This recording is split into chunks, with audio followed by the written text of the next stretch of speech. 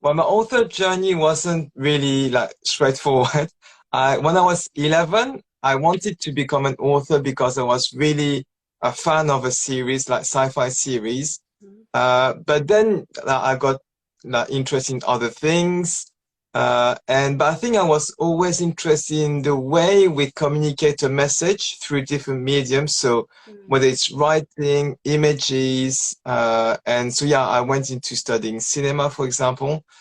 Mm. But then the reason I started writing, so my first book, and then this one, it's because I felt that I needed to like help people, especially multilingual families. Mhm. And the best way I thought I would be able to do that was through writing books. Mhm. So there's my first book that's right at the back here.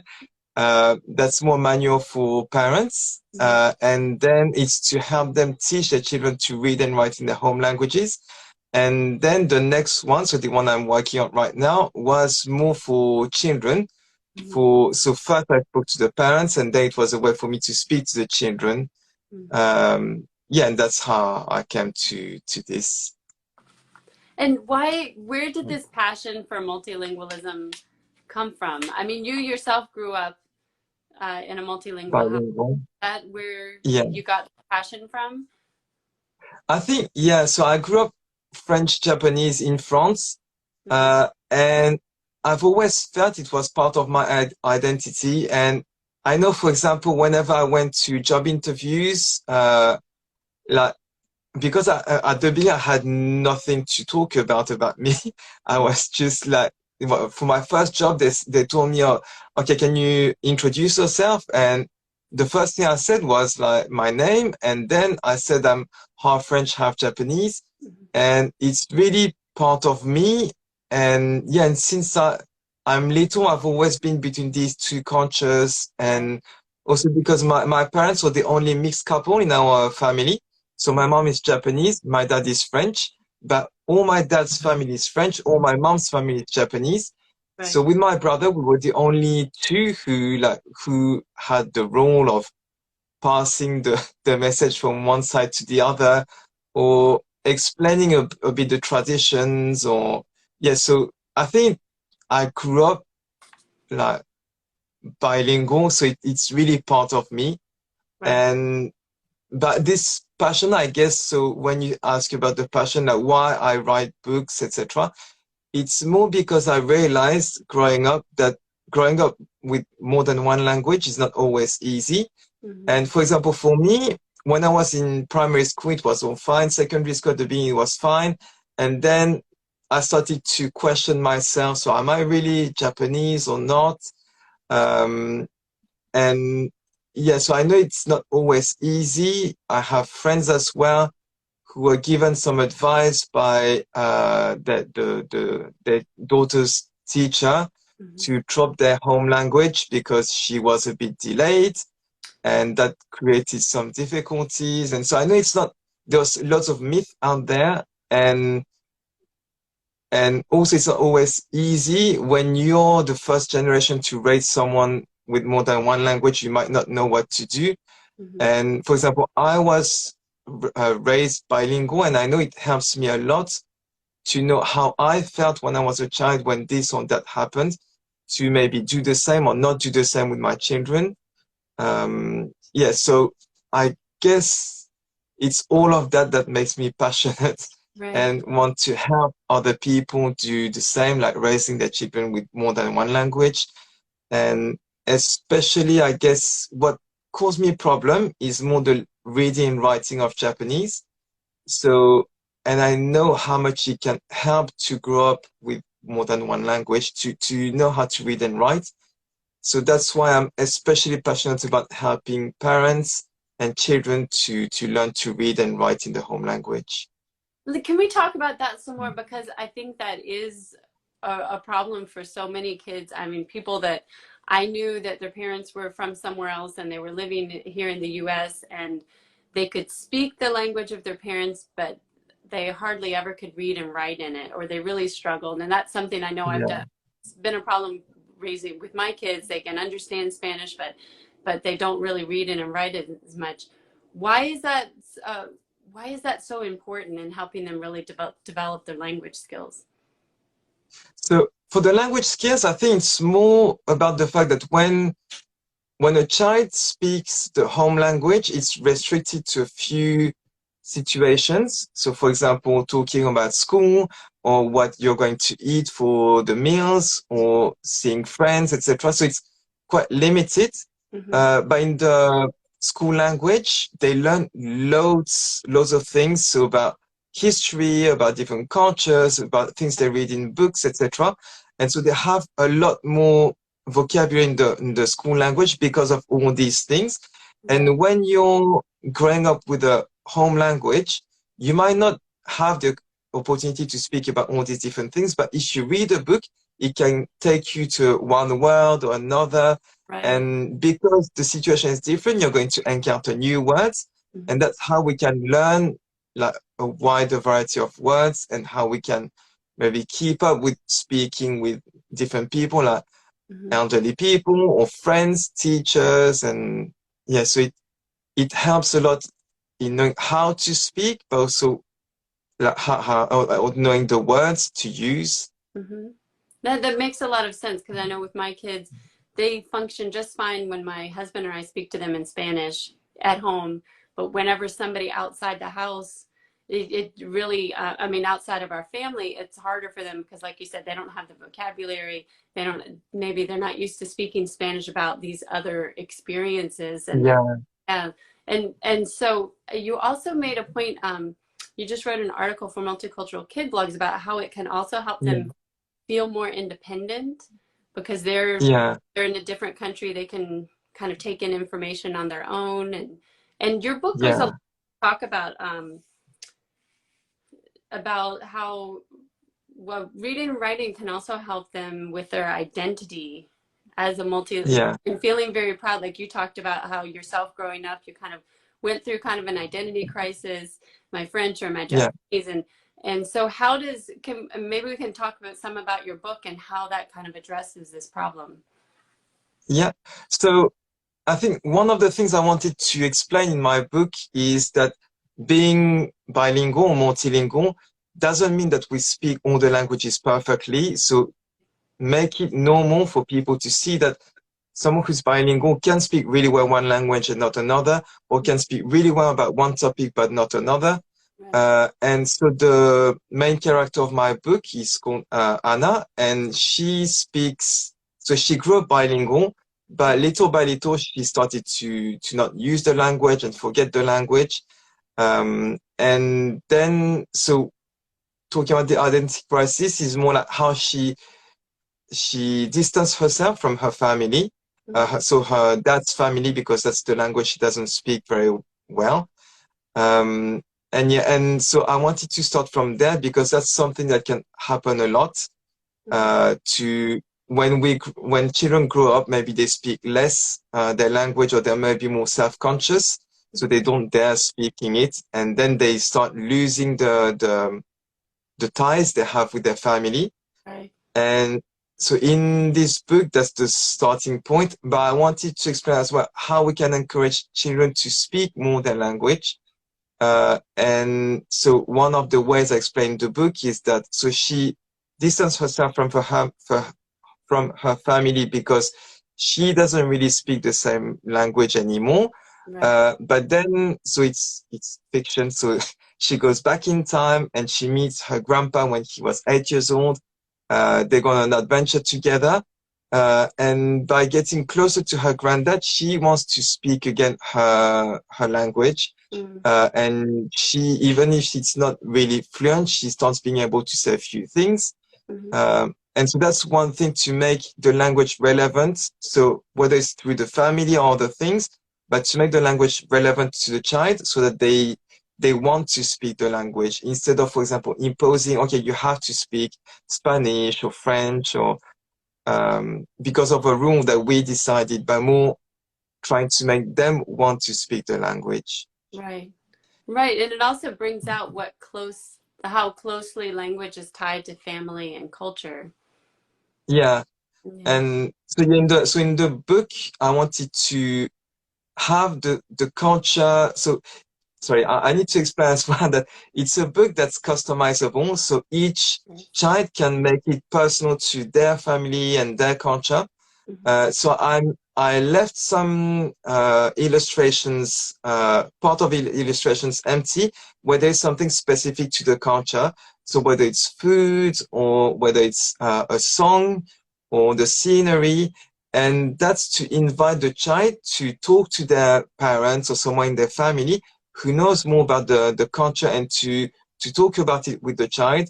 So to take this as a starting point to maybe get the child interested in wanting to know more about the culture their parents come from.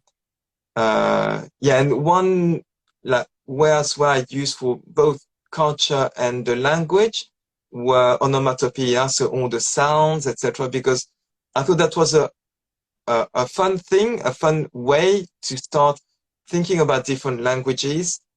So, for example, the way you knock on a door, the sound in English is knock knock. In French, it's toc toc. What do you say in Spanish? You know, actually, I'm not sure. I don't know. But yeah, so it changes, and because, for example, you're not sure if your child asks you, maybe you're going to be asking around, and that Right. can start a whole conversation. Mm-hmm. And yeah, so it's really a book for the children, but also for their family, so to bring everyone together. I was actually trying to explain the book to my kids this morning when I was telling them about doing this interview, and I didn't do a great job of explaining it, but it's such a unique concept. It's almost more like a workbook in addition. I mean, it's a graphic Yeah, novel, but like you said, you've yeah, left parts like the speech bubbles blank, and they were asking me, so how do you know what you're supposed to put in the speech bubble? But I think you have some words like in English to kind of give you hints of yeah. what you might put in there. So yeah, for this, I wanted the reader to so to represent what the reader can be going through when they don't really speak the language properly. So they might hear a few words here and there in the sentence, and through the situation and the context or facial expressions and gestures, they might think, okay, this person wanted to say that. And that's what we probably do all the time when we don't speak very well a language. And so, yeah, like you said, around the speech bubbles, there's some keywords that the child can read, and using these keywords plus the situation, they can write a sentence that the person would be saying in the other language. Mm-hmm. Yeah, so it's a bit of a detective work for the child, but that they probably do already, depending how fluent they are in the language. So if they're very fluent, maybe they do that just from time to time when there is a word they didn't expect or they don't know. Mm-hmm. And if they are not that fluent, maybe that's something they do all the time, but that's made more explicit in the book because they need to complete the speech bubbles. And oh yeah, you said it's like a workbook, but so one thing I want the parents not to do is to treat it like a workbook where they have to Oh, go one page after another, right. etc. Yeah. Yeah, and to keep it really fun. And so I first had the idea of this book because I wanted to find a reason, a genuine reason for my son to write in our home languages. Uh, and if it's, for example, like in a textbook or an exercise, or it might make it too school-like. Right. So he doesn't like that. Yeah. So I wanted to take something really different, so something that they can read during bedtime story. Mm-hmm. And for example, for the speech bubbles, I can just say it. But if, for example, they find a really nice pun or something funny, like the parent could say, "Oh yeah, maybe let's write this down so that next time we can remember." And so it doesn't need to be completed speech bubble by speech bubble each time, but it can be just a few things here and there. And there are probably some children who want to write everything and who are very methodical, so that can be done as well. But I want to make it really open-ended so that parents and children can use it the way that it best suits them. Right. I love that. And I love that it's customizable to whatever their situation is. So I think you said like you start out with the base language, which is what the main part of the story is, and then you customize it Yeah. for your other language that they're learning is. And Yeah. you want to go ahead and tell us a little bit about when the book is going to be out, or when the Kickstarter is starting, and if somebody's interested, how they can get involved in supporting it? Yeah. So up to recently, I wanted to start in October, but I haven't done a really good job in spreading the word. So thank you very much for this interview because that's helping a lot as well. But yeah, so I have pushed it back to 2023. And also I have some schools who are interested in the book, international schools, but so their schools is asking them to order these things in March, April for the new financial year. Mhm. So I decided to push it back to March Oh, very. 2023. Yeah. And so it's not right now, but people can register to the Kickstarter campaign Mhm. so they know when it appears and they can, if they want to have a look at my website, I describe all the rewards that are going to come with the book. Mhm. So I can maybe give you or in the comments leave my website address. Mhm. Uh, yeah, but it was supposed to be now, but Yeah. yeah, I think if I had done it now because there were not enough people who knew about it, it Mhm. might not have been successful. So yeah, like the people who know about it, they're very excited about it. Right. So I thought I don't want to risk it and not get it published because I went too quickly. But that's Yeah. exciting, So the connection with the schools, especially international schools where you would have, I imagine, so yeah, many kids who are going through this. That's a really great yeah, kind of connection to make. And like you said, I mean, the website's already available for people who want to go ahead and register. And if you haven't checked out his website, you really need to do so because you just have so many resources and tips and ideas. And you, like thank I you. said, you have this unique perspective because you grew up in a multilingual household and now you're raising multilingual. Yeah, So, you know, a lot of us are trying to do this having grown up in monolingual households. And so it's hard for us to know yeah, what is this like for my kids growing up, and you've already kind of gone through that experience. So I really encourage anyone yeah. interested in this topic to go check out the website, register for the Kickstarter when it starts. And do you want to, just to close up, do you want to tell us what else you're working on? Do you think you're going to do other books in the future? Do you think you'll do more like kids So books or parenting books, or what do you think? so I think what I feel is missing at the moment for multilingual children is more books for like end of primary school, secondary school. Mm-hmm. There is a lot for younger children, but not that much for older children. So, for example, my book is going to be mainly for 8 to 12 years old, but I Right. want to write books. So I have already a series that's planned for children who are older, so probably around 14, 15 years old. Great. Uh, and this book, so many people have asked me, is there going to be another, like, is that going to be a series? And Right. at first, I was very, very hesitant to answer because Mm-hmm. I don't want to make it a series if it's not interesting. Right. But because of the interest, I'm thinking more and more that I'm going to make it a trilogy.